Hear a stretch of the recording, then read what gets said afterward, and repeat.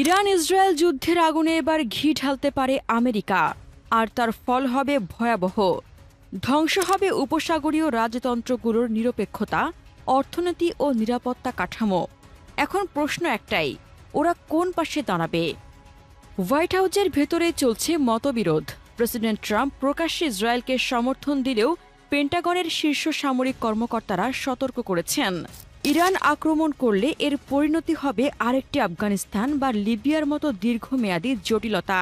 কংগ্রেসের বহু সদস্য প্রকাশ্যে বলছেন, আমরা আরেকটি মধ্যপ্রাচ্য যুদ্ধ চাই না।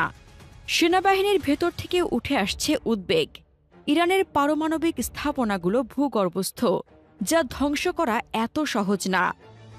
ফলে ট্রাম্পের সিদ্ধান্ত নেওয়া প্রতিটি ঘণ্টা দেরির সাথে সাথে দ্বিধা আরও ঘনীভূত হচ্ছে। চীনের মধ্যপ্রাচ্যে আগ্রহ কেবল জ্বালানির উপর নির্ভর করে না, বরং এটি এক বৃহৎ ভূ রাজনৈতিক কৌশলের অংশ, belt and road initiative. Iran ও পাকিস্তান এই প্রকল্পে গুরুত্বপূর্ণ দুইটি গেটওয়ে। ইরানের চাবাহার ও পাকিস্তানের গোয়াদর বন্দর চীনের জন্য সমুদ্রপথে পশ্চিমে পৌঁছানোর প্রধান করিডোর। চীন ইতিমধ্যেই ইরানকে বেইডো স্যাটেলাইট নেভিগেশন সিস্টেম ট্রান্সফার করেছে, যা ইরানের ক্ষেপণাস্ত্রের নির্ভুলতায় নাটকীয় পরিবর্তন এনেছে। এটি শুধু কৌশলগত সহযোগিতা নয়, বরং মার্কিন জিপিএস নির্ভরতা থেকে বেরিয়ে আসার প্রতীক। বেইজিং মনে করে মধ্যপ্রাচ্যে যুক্তরাষ্ট্রের দখলদারি হ্রাস পেলে তারা নিরাপদে তাদের জ্বালানি আমদানি করতে পারবে। পাশাপাশি তারা ইরান, পাকিস্তান, কাতার এই অঞ্চলগুলোর সঙ্গে গভীর অর্থনৈতিক ও সামরিক সম্পর্ক তৈরি করছে, যেন ভবিষ্যতে মার্কিন প্রভাবের প্রতিরোধ গড়ে তোলা যায়। ইরান ও ইসরায়েলের মধ্যে দ্রুত তীব্রতর হওয়া যুদ্ধ পারস্য উপসাগরীয় রাষ্ট্রগুলোকে একটি ভূ রাজনৈতিক ঘূর্ণাবর্তে ঠেলে দিয়েছে। কৌশলগতভাবে গুরুত্বপূর্ণ অবস্থানে এবং মার্কিন সামরিক ঘাঁটিতে পরিপূর্ণ এই অঞ্চল এখন অত্যন্ত সংবেদনশীল অবস্থানে দাঁড়িয়ে আছে। যদি যুক্তরাষ্ট্র যুদ্ধক্ষেত্রে সরাসরি প্রবেশ করে, তবে এই দেশগুলোর হালকা নিরপেক্ষ অবস্থান ধ্বংস হয়ে যাবে এবং তারা পরিণত হবে যুদ্ধের মূল লক্ষ্যবস্তুতে। যুক্তরাষ্ট্র সমর্থিত ইসরায়েলি আগ্রাসন যখন বেড়েই চলেছে, তখন উপসাগরীয় রাজতন্ত্রগুলো এক জটিল ভারসাম্য রক্ষার চেষ্টায় ব্যস্ত।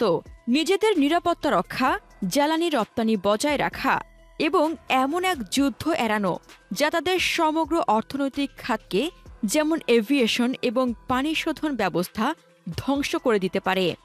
কিন্তু তাদের কৌশলগত নির্ভরতা এবং জোট সংলগ্নতা এতটাই গভীর যে চালচলনের জায়গা খুবই সীমিত।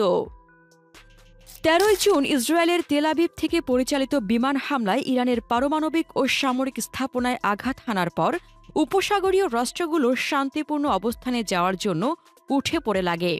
সৌদি আরব, জার্মানির বার্লিন, ইউরোপীয় ইউনিয়নের ব্রাসেলস, জর্ডানের আম্মান এবং ইরাকের বাগদাদে কূটনৈতিক তৎপরতা চালায়, যেন উত্তেজনা না বাড়ে। কাতার তুরস্কের আঙ্কারা, ইটালির রোম ও কানাডার অটোয়ায় যোগাযোগ করে। সংযুক্ত আরব আমিরাত ফ্রান্সের প্যারিস, পাকিস্তানের ইসলামাবাদ ও হাঙ্গেরির বুদাপেস্টের সঙ্গে সমন্বয় করে।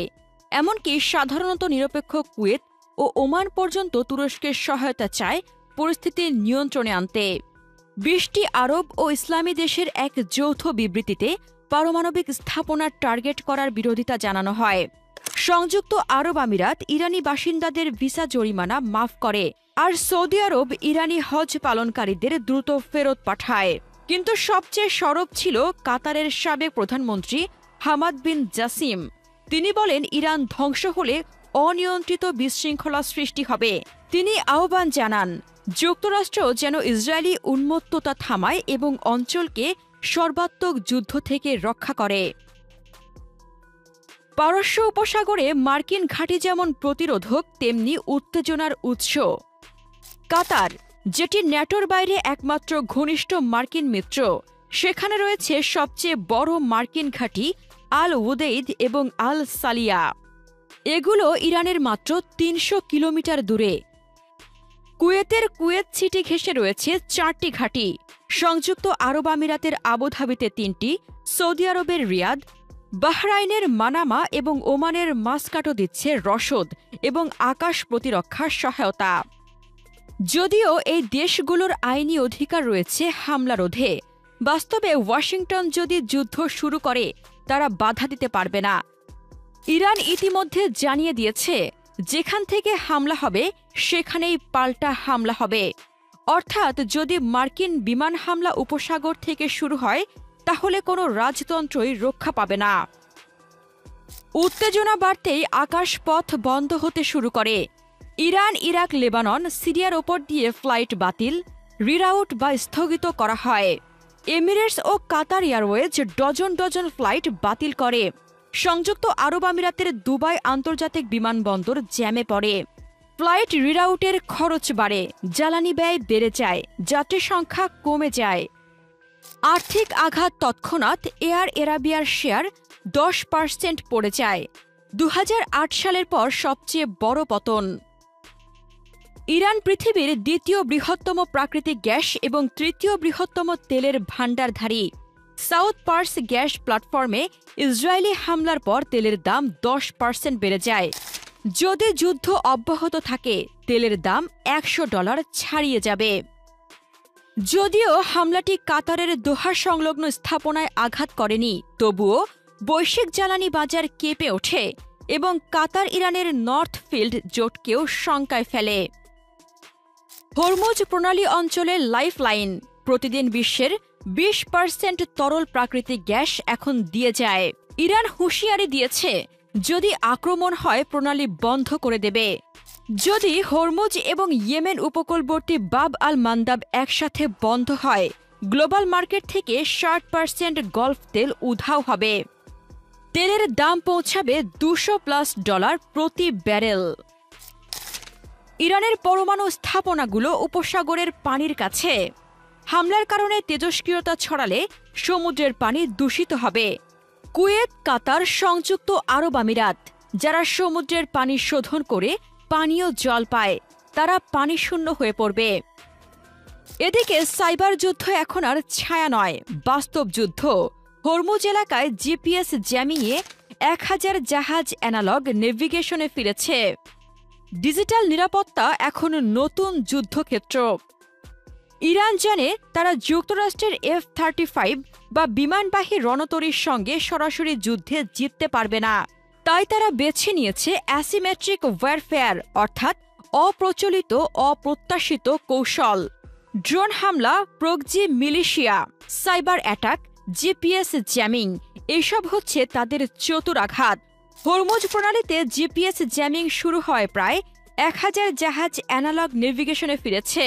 এটি শুধু সিগন্যাল যুদ্ধ নয়, পুরো লজিস্টিক সিস্টেমকে অবরুদ্ধ করে দেয়। একই সঙ্গে ইরান ক্ষুদ্র ও মাঝারি পাল্লার ক্ষেপণাস্ত্র দিয়ে মার্কিন ঘাঁটি ও মিত্রদের লক্ষ্য করার মতো ক্ষমতা অর্জন করেছে। অর্থাৎ তারা এখন যুক্তরাষ্ট্রকে সরাসরি আঘাত না করে চারপাশের অবস্থান থেকে চাপে ফেলার কৌশল নিচ্ছে। 7 অক্টোবরের গাজাভিত্তিক হামলা অপারেশন আল আকসা ফ্লাডের পর উপসাগরীয় আরব রাষ্ট্রগুলো বিভক্ত কৌশলে চলছে। ইসরায়েলের সঙ্গে স্বাভাবিকীকরণ, ইরানের সঙ্গে সেতুবন্ধন এবং যুক্তরাষ্ট্রের সুরক্ষা ছাতায় নির্ভর। কিন্তু এই 3 পথ একসাথে টেকানো সম্ভব না। বাস্তবতা হচ্ছে যুদ্ধ ছড়ালে প্রথমে যে মুখোশ জ্বলবে তা হল উপসাগরের এই স্থিতিশীলতা। প্রিয় দর্শক, আপনার কি মনে হয় এই পরিস্থিতিতে উপসাগরীয় দেশগুলো কি করবে? যুক্তরাষ্ট্রের পাশে থাকবে নাকি ইরানের সঙ্গে বোঝাপড়ায় যাবে? আপনার মতামত কমেন্টে জানান। ইরান ইসরায়েলের যুদ্ধে এবং বিশ্ব রাজনীতির সবচেয়ে তীব্র বিশ্লেষণ পেতে আমাদের চ্যানেলটির ভিডিও ট্যাব থেকে ঘুরে আসুন। এই ভিডিওটি ভালো লাগলে লাইক বাটনে ক্লিক করুন। ভিডিওটি আপনার বন্ধুদের সাথে শেয়ার করে তাদেরকেও ভিডিওটি দেখার সুযোগ করে দিন। ধন্যবাদ।